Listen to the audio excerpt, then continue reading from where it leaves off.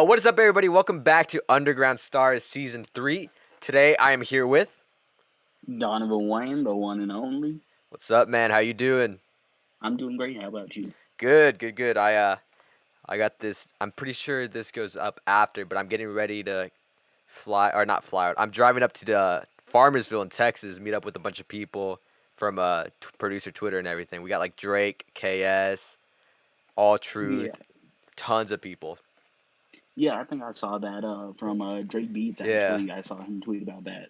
Yeah, so I'm pre-recording this one because I don't think I'll be able to have time to record while I'm there, just because we're gonna be cooking up every day probably.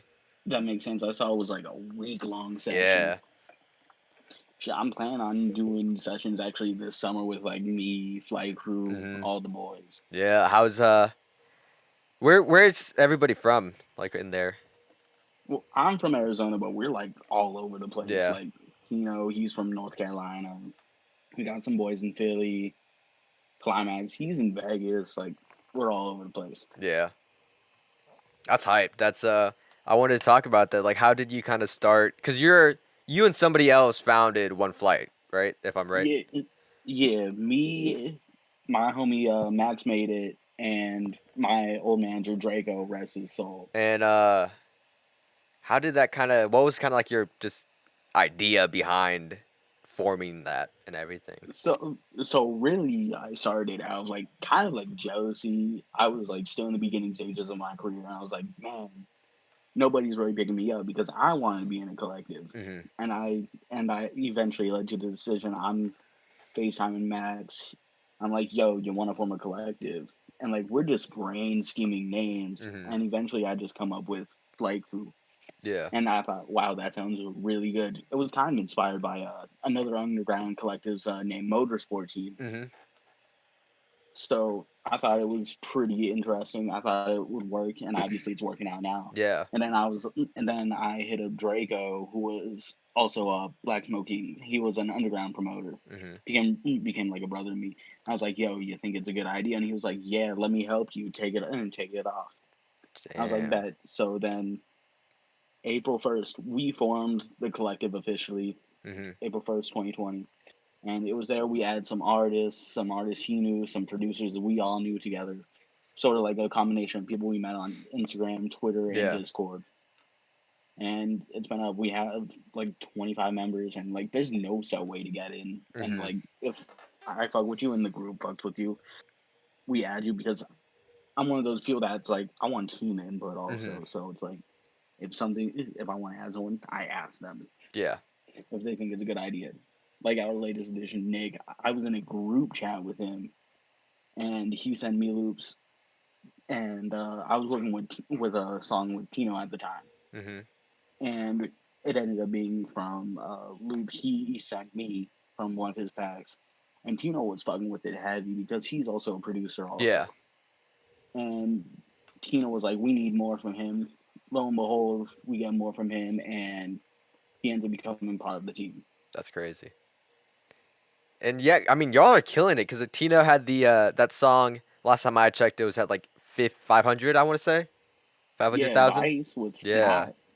Yeah, that's almost 600K, Dang. which Yeah. is insane because I never thought as a producer I'd see something like that. Mhm. So it And just blows my mind. yeah, congrats on that, by the way. And Thank you, I how appreciate did it. like the whole snot feature come into place and everything? So we were pushing Tino heavy like last year around May, June, and he dropped the song today. Mhm. And Snot found the song and DM'd him was like, "Yo, you hard." And then Tino runs to the group chat and is like, "Yo, you won't believe who DM'd me." And he was like, "Nah." And Draco was like, "Nah, you forcing it." And it was like, "Nah." And then later, Snot and Tino go live, and Snot asked him to send a song, and Tino was like, an unreleased or you want open?" And he was like, "Send an open." And that's how Jeez. Vice came to be. Vice was originally going to be a throwaway. No way. No, no No cap. way. That's crazy.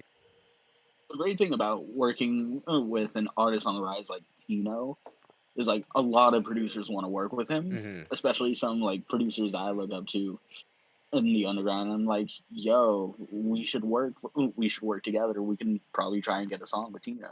If like it's not a Tino loop, I'm still kicking up to that because I believe that like making a beat, it's like your reps in a workout.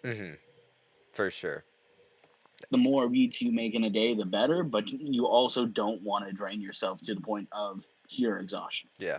It's like it's like you said, it's like working out. You don't want to put in so many reps that like your form gets bad when you're lifting weights or something, or like shooting basketball. You want to find like that perfect medium between doing enough to where you're perfecting your craft and not doing too much to where you're hurting it at the same time. Exactly, which I think I've found like the perfect blend Mhm. of quantity and quality Mhm. because I always have beats to send out now. Like if this was me like 2 years ago, I wouldn't have like enough beats to send out, and Yeah. like they'd be kind of made at the same time. But Mhm. now I think I saw a tweet that music is 90% confidence, and like Mhm. I understand that now. Yeah. For sure. One thing I don't understand though about producer Twitter is you can try to drop gems and they'll hate you for it. I feel we definitely saw that the past few weeks, 100%. But like, I don't know. I feel like it's there's certain things that are just kind of universally agreed upon, and then like you can say something that everybody's like, yeah, okay, that makes sense, cool. Doesn't really affect me. But if you say something, and it's like certain people are like, oh, I'm not doing that, but I shouldn't have to if someone else tells me. That's when it kind of gets a little bit defensive on either side. You remember my tweet about the name of your brand being important? Yep. Yep. Yep. Yep. Yeah, people were, there was some backlash, like a small bit, but there was still some backlash. And they tried to turn me into a name raider on that. And it's like, I'm just trying to help y'all guys grow because, like, my name before I became Donovan Wayne, which is just my first and middle name, Mm-hmm. shout out for having a dope name. I'm thankful for my parents for that. Lucky, lucky. But I was originally using my high school nickname, which was D Trip, and of course, like the stuff came out corny as Yeah. hell, and Yeah. you could just tell there was like no skill whatsoever, and like I rushed everything. Mm-hmm. But shortly after my great grandfather passed away, his name was Wayne, so I took that as like I wanted to grow, and I couldn't figure out why I wasn't growing, so I just decided to rebrand. Mm-hmm. I was like, I actually like my name, and in order to honor like my great grandfather, I'll include his name Mm-hmm. with mine since it is my real name, and just go with that and see if it works. Yeah. I kind of like to think that he's helping me from the afterlife. Yeah. That's that's. Do you think that's kind of like something a lot of producers should kind of look into? Is because I know a lot of artists and a lot of producers do use like their first name and like middle name or last name, like their real name, compared to like a stage name.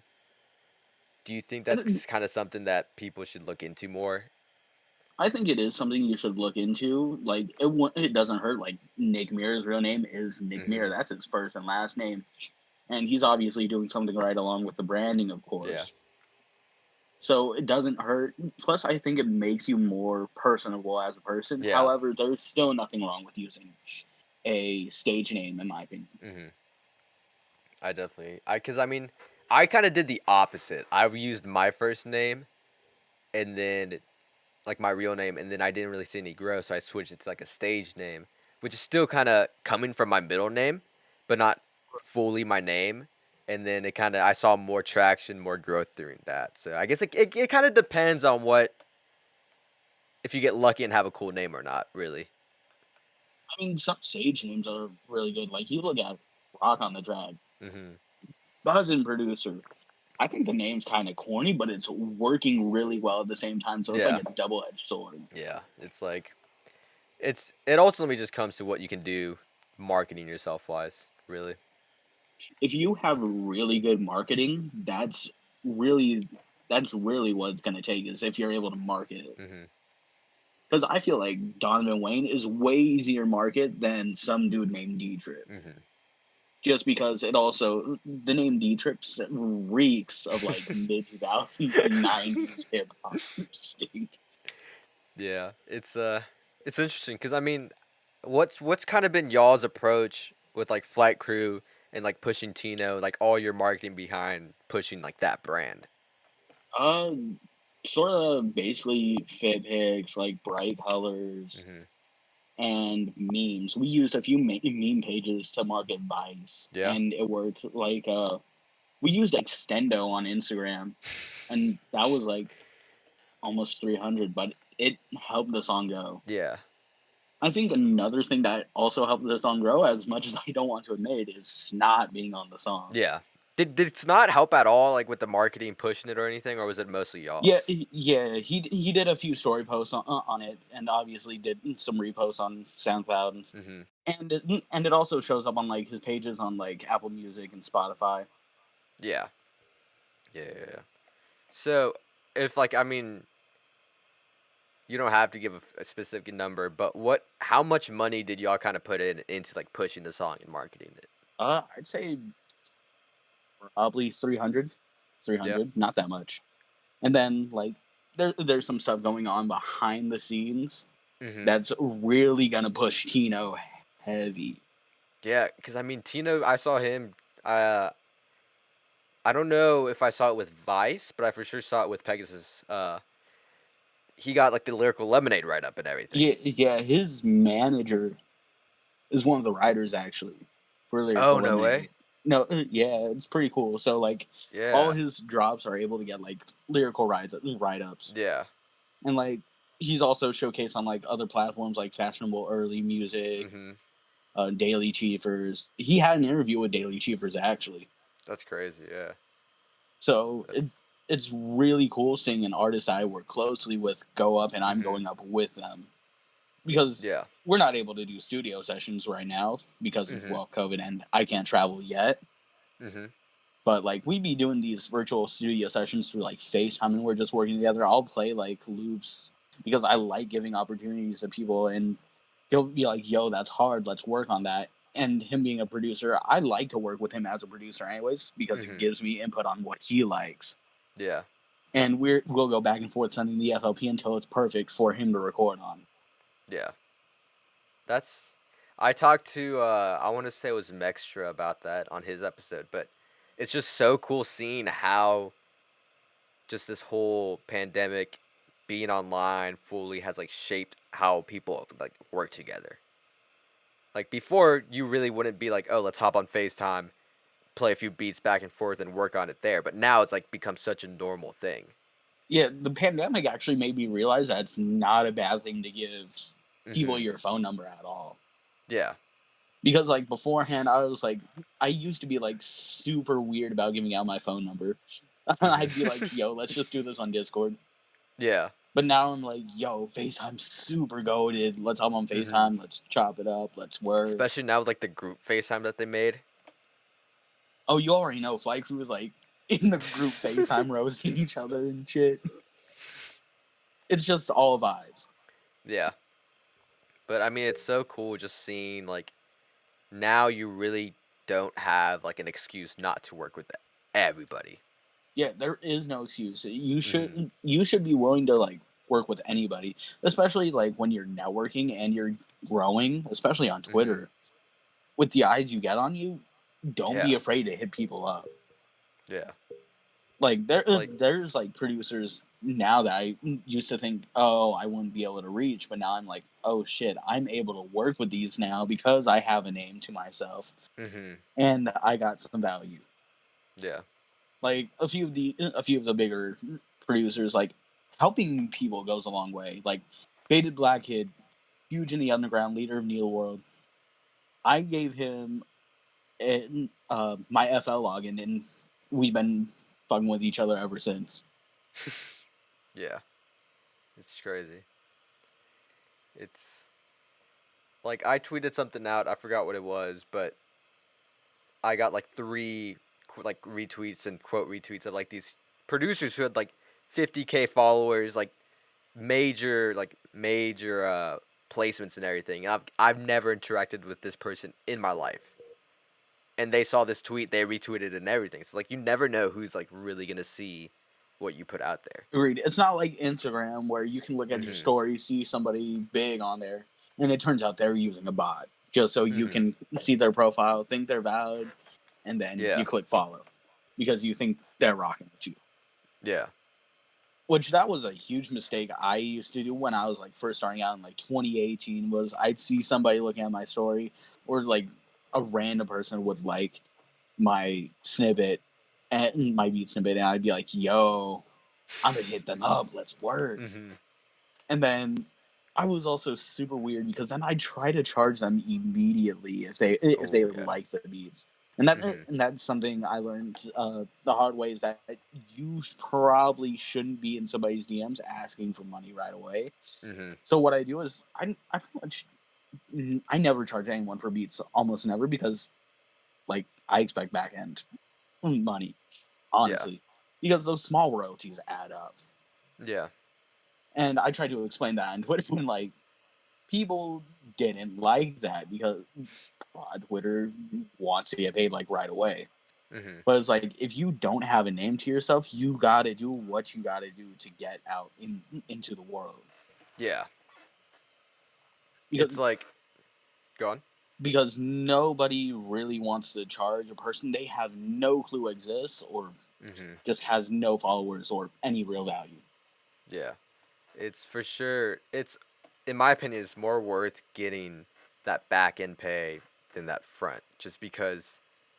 Yeah, I feel like a lot of artists would either pay you up front for the beat and not give you your royalties, or not pay for the beat and give you your royalties. I feel like those are like the two main options. So if you just want to get paid for like a $30 lease up front, that's just $30 that you'll get, and you probably won't get again from that same person. Exactly.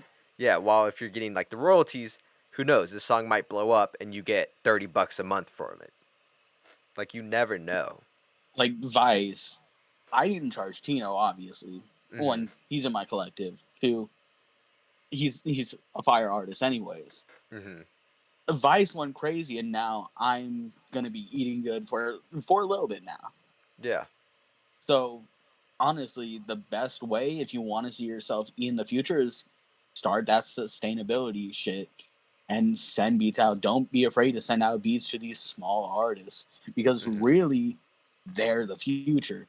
Don't aim for Lil Uzi while you're still in the underground. Yeah. Like, I have an opportunity to get stuff with these bigger artists now because I know people that work with these bigger artists. But if I didn't try growing first and then networking, I wouldn't have gone anywhere. Yeah. You got to for sure take those first steps in growing and networking and building that foundation before you can even think about the bigger artists or like the bigger producers to work with. And another thing, I see producer Twitter preach this, but they never really do it, is building with an artist. I think that's another key thing. Like, you see Nick Mirror and Juice WRLD, Lil Uzi and like Don Cannon, Molly Raw. Like, it's all connected together. You gotta build with an artist to get your foot into the door, low key.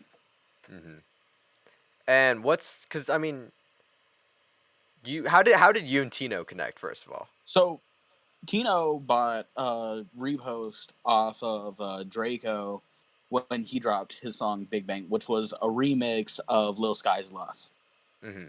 And that went up like within a week, and he wanted to keep buying. Eventually Draco caught on and was like, "Yo, you're actually fired, let me manage you." This was before Flight Crew was a thing. And then Flight Crew's formed, and Draco shows me TINO. And I'm like, "Yo, he's hard." But I wasn't sure if he'd go like far. I thought he was just another SoundCloud rapper, but I was like, I kind of like his sound, let him in. And we started working. Our first song was Wraith, which I actually built off of an acapella of his. Yeah. And the song went up on SoundCloud and did like 4K within 2 weeks. I was like, okay, that's pretty cool. And then from that song, the labels actually found TINO. Like 300 was the first label interested in TINO. And from that song, they checked out his other songs like Tsunami, and like for the past year, he's been in discussions with labels. But like, it's coming to an end soon. Yeah. I can't say which label because nothing's been announced at all. Yeah. Although the head already has his name in his bio. Yeah. Yeah. Arnold Taylor. I think I can say that. Arnold Taylor has his name in his bio, which is huge because that's the baby's manager also. Yeah. It's got crazy connections. Yeah, and if you know Arnold Taylor, you know what label he runs. Mm-hmm. So that's a huge W for not only TINO but Flight Crew as well. Mm-hmm. And then other artists, TINO fucks with a couple of the other artists we have in Flight Crew, and so with him being associated with them, that kind of helps them go up as well. Yeah, for sure. We have this one song. It's 3 Miles in TINO. It is crazy, and it's gonna go on the Flight Crew project, dropping later this year. Mm-hmm.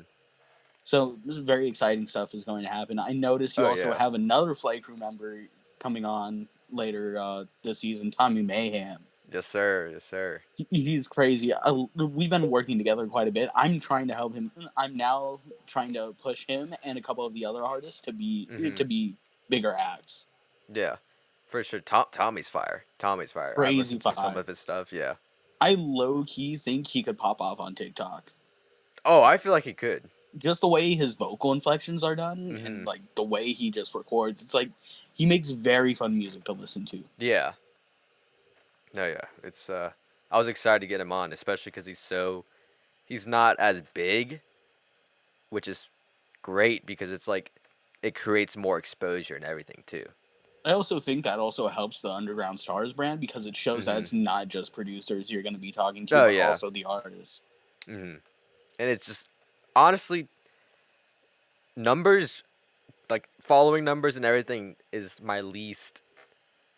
I'm not concerned about it. Oh, if you have 10 followers or 100,000 followers, if I listen to your stuff and it's good and it's good to me and I like it, then I'm gonna have you on the show.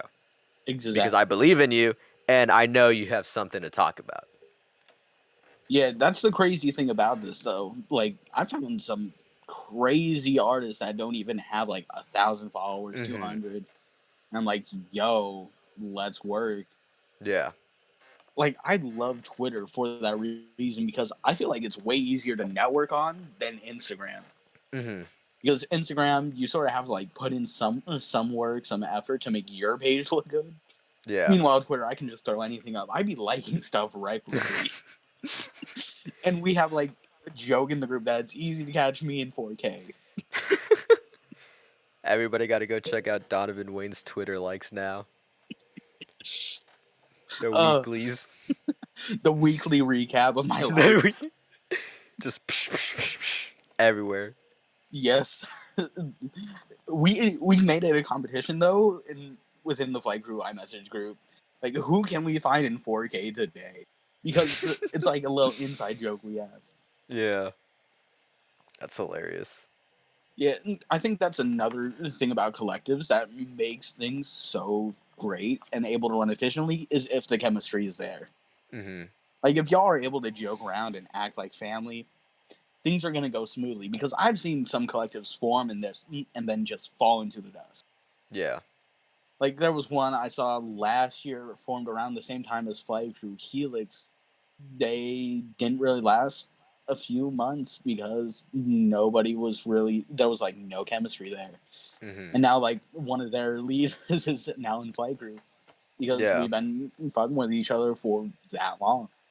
Mm-hmm. So it's a small world, I'd say. Twitter just makes it a smaller world. Yeah, for and sure. I'm super grateful for Twitter.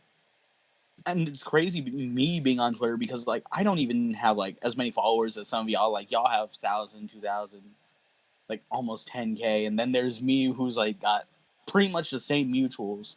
I'm at 600 followers. Are you really? Yeah, I'm at 600 followers. I could have sworn it was I thought it was at least 1,300. Nah, which is crazy because that is crazy. I'm way bigger than my following count. Mm-hmm. Which I think is a great lesson that somebody may be fire or super well known, but the following isn't there. And that's Yeah. partially on me just because I don't do engagement tweets all that often. I will drop a gem tweet, but I won't drop an engagement tweet because I just think it's kind of corny. No offense to like Josh or Drake. They can do that. Like, that's okay. I don't get angry about it. It's just Yeah. not my style. Yeah, for sure. Because like I forgot what I was gonna say. My mind's racing a million miles per hour.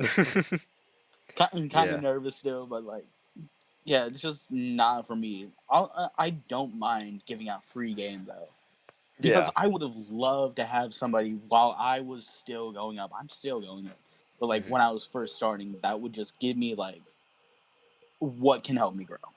Yeah, for sure. Like there was one dude on Instagram when I was first starting out. He gave me the idea to send beats out for free and just collect royalties, and like that's probably the best advice I've ever received, and I still think that's solid advice. That's I mean, I forgot who it was, but I saw someone, I think it was like a few months ago, like tweet out like they've given more free beats than they've sold beats. And they've made more money off those free beats than they have off those sold beats because they give them out and they collect all those royalties. Yeah, if you have like 400 songs out off the free beats, you're gonna make a ton of money compared to like say you have 400 songs out with releases. You may or may not be collecting royalties. Like I think a good idea with the leases is in the leasing contract on like BeatStars or Track Train is have the lease price, but also take royalties up until a certain amount of streams, then renegotiate for a higher price Yeah. if you want more streams. Yeah. Which I've seen a few producers like Kyle Beats. I've seen he offers that for like a lease, and then like the exclusive is like make an offer, and then you own the beat, but also I get royalties still. Yeah. So, in my opinion, it's all about how you go about your business. That's the number one thing to gaining money in this career path is you have to be smart about your business. Don't try to take less money than what you're worth, in my opinion. Like, I think I'm worth like at least a K a beat. So, like, I'd put that on BeatStars because I'm not going to accept an offer for like less than, say, 500 for an exclusive beat. Yeah. Because I know what value I bring to a song. Like, if you put my song on SoundCloud, like, I guarantee you it's going to get at least 1,000 plays. Which I've noticed since, like, growing that anybody that has, like, my name in the prog credits, they're getting at least 1,000 streams. Yeah. Which is great. Which is a great thing for me to see because, like, 2019 when I just, like, was starting to gain a little bit of momentum, was I was getting like no plays, but since like I formed Flight Crew and just went up with my boys, I went up not only with the brand, but like the plays come in more now. Yeah. Yeah, for sure. And kind of like on that the whole collective subject, how do you think, because I know a lot of people every day are like, I want to start a collective, I want to start this, but they don't really know how to start it. What's kind of like what was your thought process, and what's like kind of your advice for people trying to start something like that? Honestly, I'm gonna keep it a buck. There was no thought process. I just did it. Of course, there was like the planning, like the name, because you have to have a brand with it. Yeah. Like we even thought down to a color scheme with that branding stuff. But like we just did it. It was just me asking friends, "Yo, you want to do this?" And it happened. Don't be afraid to start a collective, but when you do that, you gotta push it. You gotta take on the responsibility. There's gonna be a lot of stress on it, and you have to be active. You gotta check in with your boys because they get stressed. There's mental health issues. Like I still get like me. I have my days where I'm super depressed, don't even want to get out of bed, or like days where I'm just super anxious and can't handle anything. But I still make sure my boys are okay. Yeah, for sure. Because my motto is mental health over everything. You gotta take care of that first before you can even like go through anything else. Because that brain of yours, that's really going to be what helps you push through everything within that day, within that year, Mm-hmm. whatever. And if you have to, take baby steps. Yeah. If you have to tell a friend, hey, I got such and such going on, what can I do to get better with this? Mm-hmm. Don't be afraid to reach out to people. There are days where I just be like, yo guys, I'm probably not gonna do anything today because I'm taking a mental health day. Yeah. Which the break thing is not only me taking a break from the chat, but like also not making beats that day. Mm-hmm. Which I hate the idea that Twitter has put in the minds of young producers is no days off. Mm-hmm. I think that's sort of a whack thing to do, no days off, because you need the rest. You need the energy to be put back into you so you can keep going, even if Yeah. it's for a day or 2 days. Like, I work a full time job also along with this. So there are days where I'll get home drained from work and I'll still send out beats, don't get me Mm-hmm. wrong, but I just won't make a beat that day Yeah. For because sure. I have to recover so that I can keep my mind straight. Mm-hmm. So 100%. And it's like, why would you push yourself if you don't think you can make the best that you can at the moment? Like, exactly. why waste the time and come out with something that's not as good as you usually do when you can take a break, rest a little, come back the next day, and make it to the quality that you want?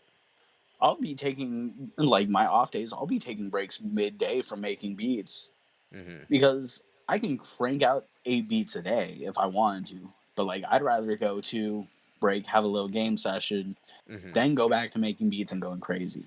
Yeah, for Another thing, sure. another thing I picked up that like last year, I wasn't making my own melodies at all. I made melodies here and there, but like another thing that I believe will help producers grow is making their own melodies. Mm-hmm. Like, you go ahead, use loops. I use loops all the time, but also don't be afraid to make your own melodies because that also helps you grow. And if you're in a studio session, sometimes you won't have loops right away, and you can't just be in the middle of the session and be like, yo, I need loops right now. Mm-hmm. Because I'm one of those people that's like, I'll figure it out. I'll wing it because Yeah. sometimes there's no time to make a plan. Mm-hmm. Like, when I'm in these sessions with my artists over FaceTime, I'll just go with whatever loops I have on hand or make a quick melody just focusing on Mm-hmm. chords. Yeah, for sure. It's a lot of being kind of like thinking ahead, being prepared of what you need to get done beforehand. Yeah. One thing that's helped me at least stay with loops is having like a loops folder and then Mm-hmm. having like this phone won't stay still and having like the prod's name with their loops in it. Like Yeah. I have at least I'd say 15 folders of producers loops. Mm-hmm. And like I'll hear a loop, I'll save it for later. Or I'll Yeah. do it right away. It's whatever. Like if I'm in the middle of the beat, I'm like, okay, let's see what's in the beat, the loop email. If I Mm-hmm. hear something, I'll download it, save it for later, place it in its own folder. Yeah. Like I have so many collabs I still need to do. I have so many done that I have to send out. I've just been not on top of that for this month so far. That's a problem I have is I'll collab with somebody and I'll forget to send the lab back. Mm-hmm. Like Cause I have a lab with you. It's over one of your pain loops, mm-hmm. and I just haven't sent it back. Yeah, like cause what I do is I send back like the wave, MP3, and the stems in like the project file all in one folder. And so like usually send them all out at the end of the month because that's when I have them all done. Right. But like this last month, March, I have like 12 collabs that I have like to send out, and I just have not gotten to it because I'm trying to figure out what the best way to do it all is. What I do is I just send back the MP3 and like I'll be like, yo, I'm gonna send these out for placement. Mm-hmm. And that's really the only reason why I only send the MP3 is because I don't really expect it to be put on beat selling platforms. Yeah. Because I myself I don't really use them. Like I have those accounts like TrackChain, Mm-hmm. BeatStars, but I just don't use them because I've seen way more success from just sending out beats. Yeah, for sure. Yeah, I try and keep all like my I use track train, so I try and keep that like updated every month because realistically I kind of use that as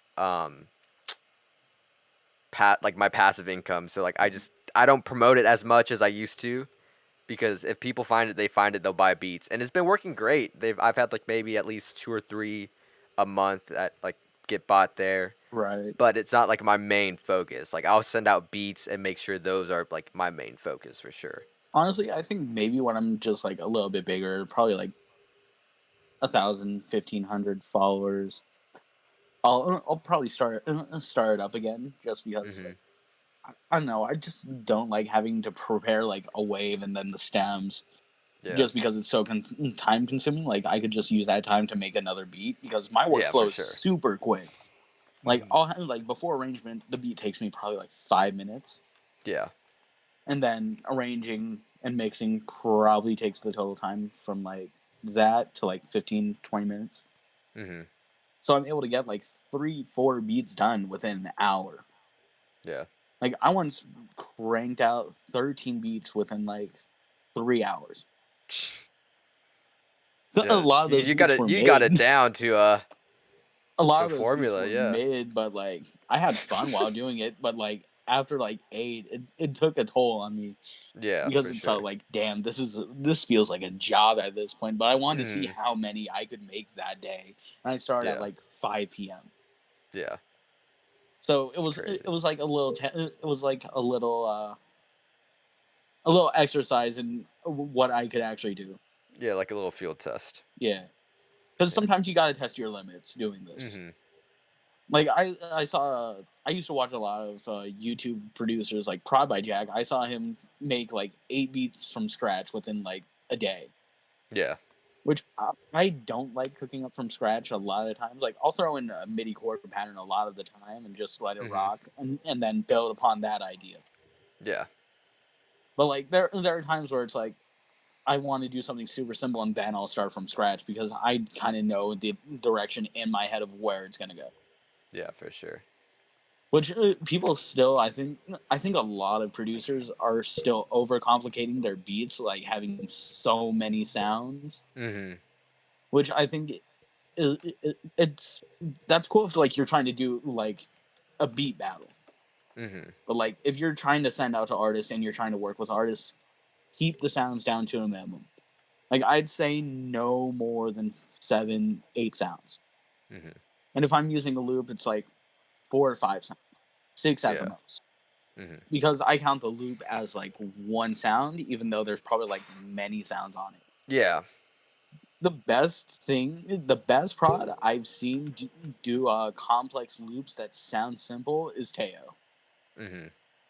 For sure. Especially like he sent me some of his soul loops, which are crazy. Crazy. I'm trying to get Eric Bellinger on those. Yeah. Yeah, me and Teo got like one lab. I'm trying to get more from him, and like I'm trying to get that entire pack, just me and Teo. Mhm. But like I also really like his Nav / Wheezy style loops Mhm. because like Man's just so versatile. it's crazy how versatile he is, Yeah. and like he's really helped me like especially with the Wheezy style loops. Like it's helped me Mhm. understand Wheezy drum patterns a lot better. Yeah. For Like sure. my favorite beat right now is Friends and Family by Nav. That's like inspiring Crazy. my sound right now. Mhm. And honestly, that's the album that made me a Nav fan. Like I was kind of rocking with Nav before, but Yeah. that solidified it. Really. Yeah, like I liked Perfect Timing because Metro's my favorite Mhm. producer of all time. But that project he has with Wheezy is just insane. Yeah. I don't care if you say Nav is boring, but like in my opinion, I can't deny that project is goated. Yeah. For sure. Especially if you have Wheezy on your production. Mhm. Oh shoot. Oh, There we go. the flight crew group tried to FaceTime me. Somebody's trying to get a hold of me. Oh, but yeah, I think if you have like a producer like Wheezy on your production, that album, even if it's one song, is gonna go up just from that one song. Mm-hmm. Which is like, that's the kind of value I want to bring one day. Which in the underground, I'm seeing it now that I do add that value, but I want it to be bigger. I want it to be on a mainstream level. Yeah. Like, the underground's cool, but I have bigger ambitions. Yeah, for sure. Like, I want Flight Crew to be as big as Internet Money. Mm-hmm. Like, I want to see like producer Twitter be like, where I tweet out, "Yo, who wants to be Flight Crew?" I want them to Just be like, "Yo, flooded. pick me, Yeah. flooded." Yeah, for It's sure. kind of an ego thing, you know. Oh, yeah, but I mean, when you start it from the ground up, it's 100% deserving like that. Exactly. Especially like, I may not like Taz as like a person, but like seeing what he's done, I may not like him, but like that growth he's had from starting beats off on YouTube to being a label head, I can respect that. Yeah, for sure. Even I'd say, if you don't like a person, at least give them their credit, Mm-hmm. because nobody deserves to be bashed the way some of these prods on Twitter do. It's crazy. No one's safe. No one's safe. I don't think I'll ever be safe. Like, Yeah. I could be huge, but like, I know I'm gonna have some haters. Yeah, for sure. And I mean, it's how things work out. Exactly. Like Josh, he's huge on Twitter, but he has his haters. He gets blocked Mm-hmm. by at least one person a day, I'm sure. Yeah, for sure. I kind of find it funny when he posts like somebody's Instagram story and they're like, "I've had enough," because it makes me laugh. Yeah. So I think there's nothing wrong with like posting your haters. Yeah. However, if you're gonna be like some of these Internet Money producers and post like DMs from 2 years ago, I think that's weird. Mm-hmm. Like, nobody should be doing that, because these people were in a different spot at that time. Yeah, for sure. And like, at one point, I myself was trying to be Internet Money, and now I'm doing my own thing. Mm-hmm. So it's all about growth, Yeah, for sure. which I think that's a big theme of today, especially with this episode, is just growth. Mm-hmm.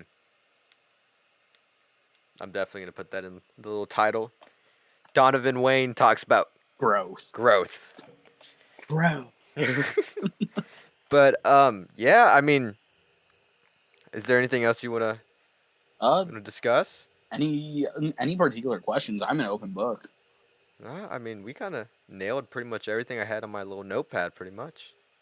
Honestly, I'd say probably the biggest person there's two people I do this producing shit for.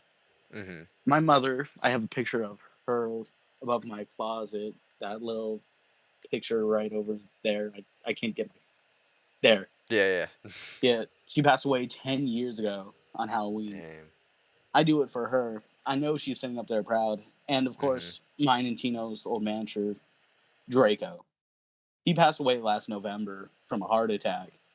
And Jeez. I'd say he's 100% the reason Flight Crew has a solid foundation, and Mm-hmm. the reason the foundation is the way it is. Yeah. It's crazy. It makes me happy seeing myself go from nothing to something, because if I were to say one thing, if anything, to these people, is that anything is possible within a year or two, even 6 months. Mm-hmm. You'll always be in a better place no matter what you're dealing with mentally, physically. Just keep going, keep your head up, Yeah, and just keep a positive attitude. for sure. Well, um, so anything else before we roll into this outro? Nah, I don't really got anything. I actually had fun. Yeah. So I got the way we end all the episodes is we got 3 questions. The first one is, in 2 words, describe your style. Extremely versatile. Mm-hmm. For some reason I thought extremely was 3 words, or it was 2 words in itself. I need to go back to school. Second one is, if you could listen to any album for the first time again, which one would it be? Probably Whole Lot of Red. Yeah, Because that inspired me for some weeks. it's fire album. People hated it on it too much. I agree. Like, especially from production standpoint, that's his best project, in my opinion. Oh yeah. I feel like his next one is gonna be like his best work yet. I want to see him do a project with Filthy. Just Mhm. have Filthy produce the entire thing. Dude, Because that'd those go were the best crazy. songs. Those Yeah. were the best songs. That album for sure one of my favorites from the year. For sure. And third one is, what advice do you have for any starting up and coming producers? Make beats every day. Make sure you're taking care of your mental health. Send beats as often as possible. And don't be afraid to work for free. Mm-hmm. Just make sure you're getting those royalties if you have a song come out. Perfect. I'm gonna be sending over a season 3 sticker Hey, right I over fuck to with you. that.